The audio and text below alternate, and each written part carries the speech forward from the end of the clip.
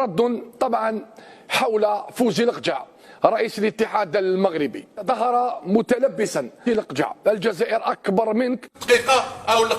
القجع وحنا البعج اللي عندنا ماشي القجع، عندنا بعج حنا. لا الجزائر تاب روحه ولا يخدم لبلادو بصحته. في خبر عاجل، قرر الاتحاد الدولي لكرة القدم الفيفا صباح اليوم منع المنتخب الجزائري من المشاركة في كأس أفريقيا التي ستقام بالكوت ديفوار، وذلك بسبب الكشف عن فضيحة رياضية قام بها الاتحاد الجزائري تتعلق بسماحهم للأندية الجزائرية الممنوعة من التعاقدات بالتعاقد مع لاعبين جدد بشكل سري،